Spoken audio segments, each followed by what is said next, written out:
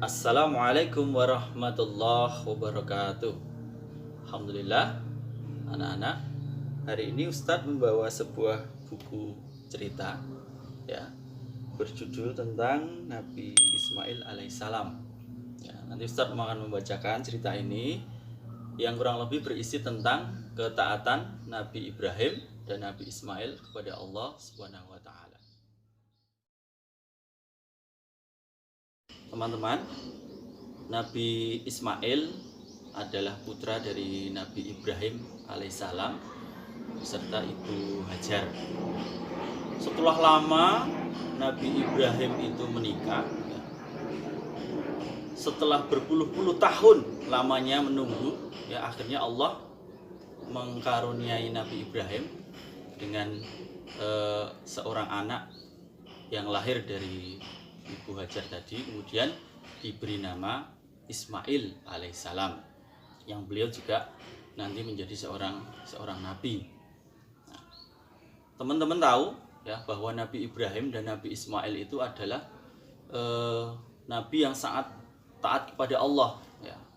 Kita nanti bersama Ustadz kita akan sedikit belajar tentang ketaatannya Nabi Ismail dan Nabi Ibrahim kepada Allah itu seperti apa. Pertama teman-teman, ketika Nabi Ismail masih bayi ya, itu Allah memerintahkan kepada Nabi Ibrahim untuk membawa ibunya Nabi Ismail ya, jadi ibu Hajar beserta Ismail yang pada waktu itu masih bayi, itu pergi untuk meninggalkan Palestina menuju ke sebuah tempat yang ibu Hajar kemudian itu Ismail juga belum tahu ya tempat itu apa, di mana. Tempat itu sangat jauh tempatnya dari Palestina ya, kelahirannya Nabi Ismail itu. Ya.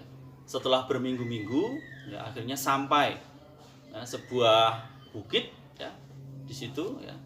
Kemudian ternyata tempat itu adalah Mekah. Ya. Mekah. Nah, di sana apa yang terjadi? Allah memerintahkan kepada Ibrahim untuk meninggalkan ya, Ismail yang masih bayi beserta ibunya di situ.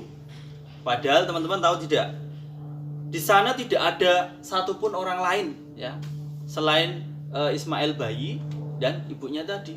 Ya, tidak ada orang-orang di sekitarnya itu. Ya. Kemudian juga tidak disediakan rumah, tempat tinggal, hanya ditinggal begitu saja. Ya.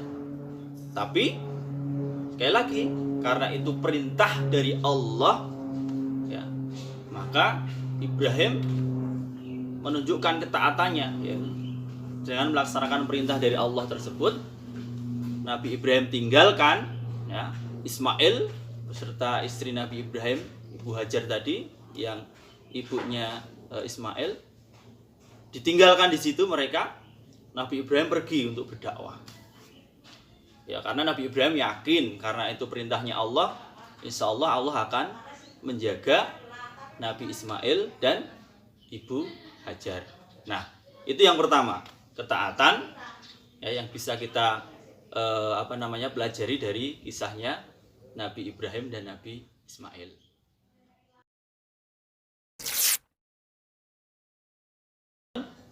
Lalu yang kedua ya, setelah Ismail itu tumbuh ya menjadi anak-anak usia belia ya, itu Allah memberikan ujian lagi yang luar biasa. Ujiannya itu ya apa?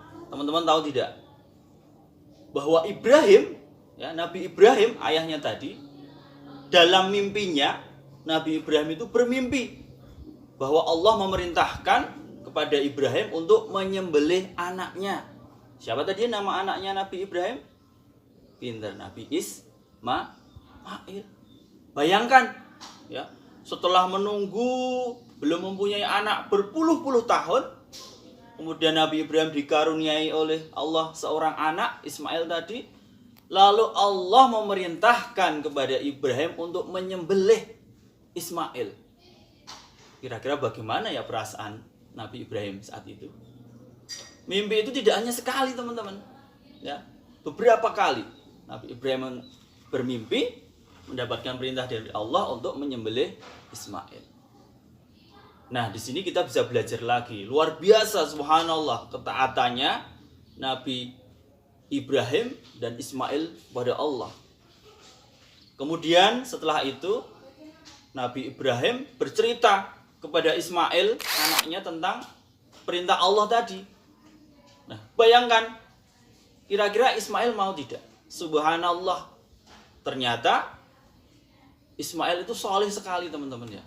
Karena Ismail tahu bahwa itu perintahnya dari Allah, maka Ismail pun dia rela untuk disembelih oleh ayahnya Nabi Ibrahim demi melaksanakan ketaatan kepada Allah. Subhanallah. Nah, di hari yang sudah ditentukan, ya, ketika Nabi Ibrahim sudah bersiap untuk menyembelih Ismail, ya, Allah mengganti Ismail dengan seekor gibas, ya, atau seekor domba. Nah, karena di sini Allah sudah mengetahui ketaatannya Nabi Ibrahim dan Ismail, ya, yang telah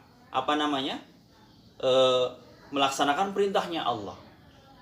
Ya, jadi luar biasa, ya, teman-teman.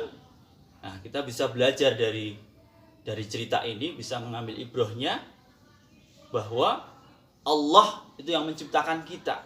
Jadi ketaatan yang harus kita jalankan, ya, perintah yang Allah berikan itu harus kita jalankan. Kalau itu perintahnya Allah, kita harus melaksanakannya seperti apa yang telah dicontohkan oleh Nabi Ibrahim dan Nabi Ismail.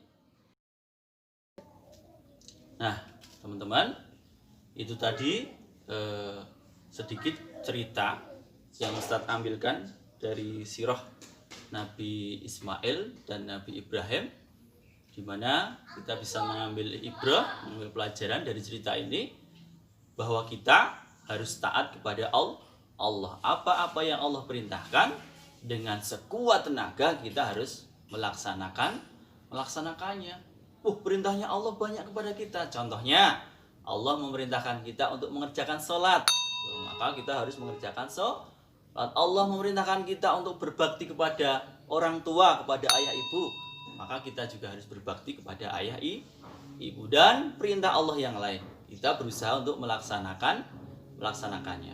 Nah, sekian Ustadz doakan, semoga teman-teman semuanya menjadi anak-anak yang taat kepada Allah, taat kepada orang tua, dan insya Allah nanti kita akan mendapatkan pahala yang besar di sisi Allah atas ketaatan kita kepada Allah, yaitu surga. Demikian cerita dari Ustadz, ya. Wassalamualaikum warahmatullahi wabarakatuh.